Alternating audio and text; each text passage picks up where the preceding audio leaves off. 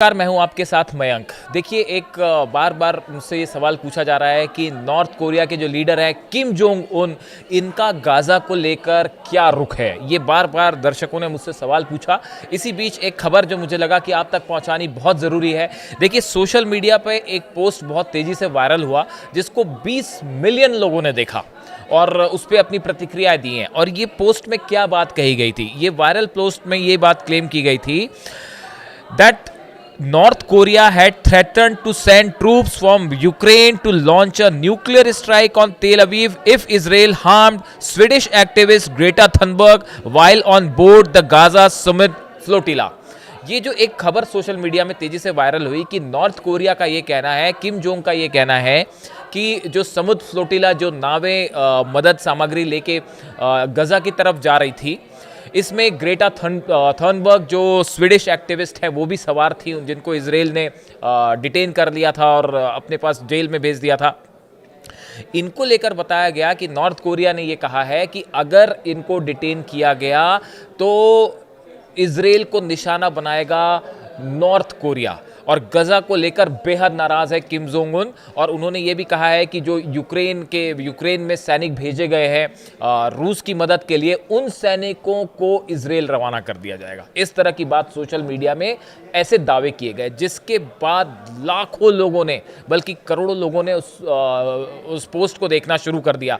फिर उसके बाद ये प्रोसेस शुरू हुई कि आखिर ये दावे जो हैं ये कितने सही हैं, क्या वाकई नॉर्थ कोरिया ने ऐसा कुछ कहा है, खासकर इस बात को लेकर कि अगर जरूरत पड़ेगी तो वो इजराइल पर न्यूक्लियर स्ट्राइक कर देगा। इसकी खबर की सच्चाई क्या है वो मैं आपको बताऊंगा, लेकिन गजा को लेकर नॉर्थ कोरिया का क्या रुख है, ऑफिशियली नॉर्थ कोरिया ने क्या बातें कही हैं, वो सामने रखना बेहद जरूरी है। देखिए, गजा में जो ट्रंप का 20 सूत्री कार्यक्रम है उसको लेकर बात चल रही है हमास में, और इजराइल के बीच इजिप्ट में बात चल रही है। देखिए, कुछ समय पहले गजा को लेकर नॉर्थ कोरिया की तरफ से बयान आया था। किम जोंग उनका रुख साफ उन्होंने किया था कि वो क्या सोचते हैं। जब नेतन्याहू गवर्नमेंट ने ये फैसला किया था कि गजा में जो है ग्राउंड ऑपरेशन होगा और हमले होंगे, तब जो है वो नॉर्थ कोरिया की तरफ से ये कहा गया था इस नेतन्याहू के इस फैसले को लेके, a decision of the Israeli cabinet on the complete occupation of Gaza strip of Palestine is clearly a act of violation of international law. ये वहाँ के जो स्पोक्स पर्सन है फॉरेन मिनिस्ट्री के नॉर्थ कोरिया के, उन्होंने ये कहा था कि ये अंतर्राष्ट्रीय नियमों के खिलाफ है। The spokesperson said that this decision plainly shows Israel's gangsters like intention to seize the internationally recognised territory of Palestine. North Korea की तरफ से कहा गया कि इजराइल की यह हरकत, गजा में हमले की हरकत, एक गैंगस्टर एक्ट की तरह है। उन्होंने इजराइल की तुलना एक गैंगस्टर से करी और उन्होंने ये कहा कि फिलिस्तीन की आज़ाद ज़मीन को कब्जा करने की कोशिश की जा रही है, जो किसी सूरत में स्वीकार नहीं है। और जो ज़मीन है गजा की, फिलिस्तीन की, वो फिलिस्तीनियों के पास ही रहनी चाहिए। ये नॉर्थ कोरिया की तरफ से दूसरा बड़ा मैसेज दिया गया था। तीसरा बड़ा मैसेज जो दिया नॉर्थ कोरिया ने, उन्होंने कहा Pyongyang bitterly denounces and reject Israel's criminal act of seizing territory which aggravates the humanitarian crisis in Gaza Strip and wantonly violates peace and stability in the Middle East region. North Korea की तरफ से ये कहा गया कि जो गजा की ज़मीन हथिया रहा है इजराइल, ये पूरी तरह से मानवता के खिलाफ है और यहाँ पे इसकी वजह से ह्यूमैनिटेरियन क्राइसिस खड़ी हो जा रही है। पूरे मिडिल ईस्ट को इजराइल अनस्टेबल कर रहा है, जिसे किसी हालत में स्वीकार नहीं किया जा सकता। ये बड़ी बातें नॉर्थ कोरिया की तरफ से कही गई। चौथी बड़ी बात जो किम जोंग उन की तरफ से कही, we strongly demand that Israel immediately stop illegal armed attack on Palestinians and completely withdraw from the Gaza Strip. North Korea की तरफ से कहा गया कि इजराइल फौरन गजा पर हमले बंद करे और अपनी सेना को गजा से बाहर कर दे। ये बात नॉर्थ कोरिया की तरफ से कुछ ही दिन पहले कही गई थी। 4 अहम बातें जो सीधा सीधा बताया जा रहा है कि ये किम जोंग उन का फैसला था, स्टैंड था गजा को लेकर। तो बार बार ये पूछा जाता है कि नॉर्थ कोरिया का क्या स्टैंड है। नॉर्थ कोरिया का स्टैंड बिल्कुल साफ है। उन्होंने कहा किसी सूरत में फिलिस्तीन पर इजराइल का कब्जा या किसी दूसरे देश का कब्जा बर्दाश्त नहीं होगा। फिलिस्तीन की ज़मीन का एक एक इंच फिलिस्तीनियों का है, गजा के रहने वालों का है, और वो उन्हीं के पास रहना चाहिए। इस बात को लेकर पहले भी सवाल उठे थे कि क्या इजराइल के खिलाफ लड़ने को तैयार हो जाएगा north Korea, Kim Jong Un. देखिए, रूस में हमने देखा था कि काफ़ी सैनिक भेजे नॉर्थ कोरिया ने मदद के लिए यूक्रेन वॉर में। उसके बाद से लगातार ये खबरें आई कि मिसाइल्स और बाकी हथियार भी नॉर्थ कोरिया रूस को प्रोवाइड कर रहा है। इस सूरत में ये सवाल हमेशा उठते रहते हैं कि क्या गजा में जिस तरह से इजराइल का ऑपरेशन है, क्या उसके खिलाफ नॉर्थ कोरिया कोई मिलिट्री एक्शन ले सकता है?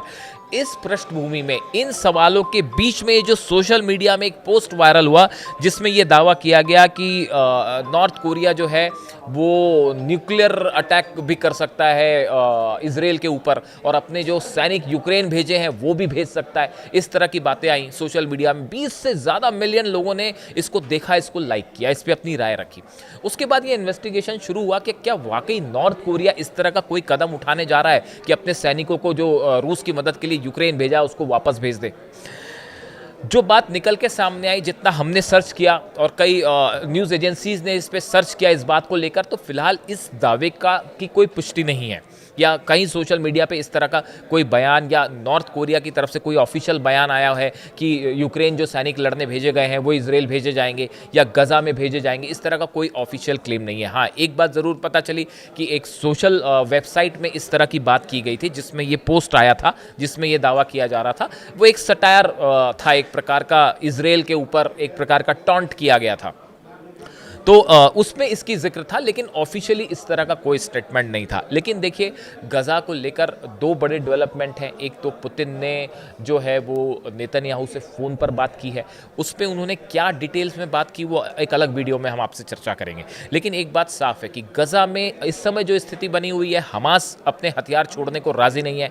एडमिनिस्ट्रेशन से गजा से हमास बाहर कर दिया जाए, ऐसा ट्रंप का कहना है, नेतन्याहू का कहना है, उसके लिए वो तैयार नहीं है।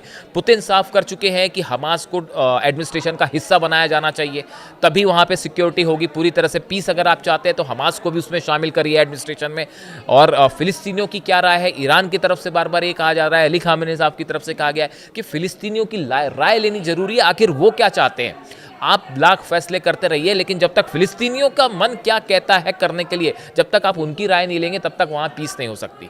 इस बीच इजिप्ट में जो है वो बातचीत चल रही है।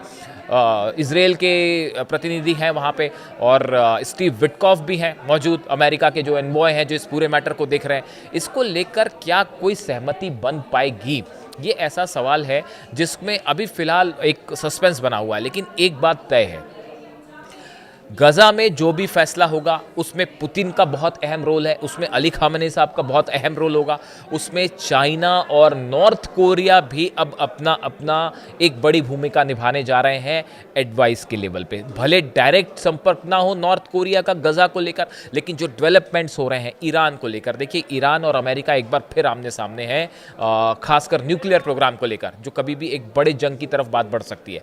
इस सूरत में नॉर्थ कोरिया की तरफ से हाल ही में जो ये 4 बड़े मैसेज आए, इजराइल को सीधा वार्निंग दी गई कि आप गजा में अपनी सेना वापस बुला लीजिए वरना ठीक नहीं होगा, इस तरह की बात जो कही गई। उस बीच सोशल मीडिया पे इस तरह के दावे कि यूक्रेन के सैनिक जो है वो इजराइल भेज दिए जाएंगे, जो नॉर्थ कोरिया ने अपने सैनिक भेजे, इसकी कोई ऑफिशियल कोई पुष्टि नहीं है। और ये बात ही निकल के सामने आई कि सोशल मीडिया में जो वायरल पोस्ट था वो एक सटायर था, एक प्रकार का, एक मैगजीन ने छापा था। लेकिन कुल मिला के इस पूरे मुद्दे पर गजा को लेकर नॉर्थ कोरिया, चाइना, रशिया, ये ऐसी कंट्रीज़ हैं, ईरान, जो गजा को लेकर जो प्लान तैयार करेंगी वही स्टैंड हमास को भी मंजूर होगा, ऐसा फिलहाल लगता है। और पुतिन और नेतन्याहू के बीच क्या बात हुई वो भी हम तक पहुंचाएंगे। इस पूरे वीडियो पर आपकी क्या राय है हमें ज़रूर बताइए। Thank you so much.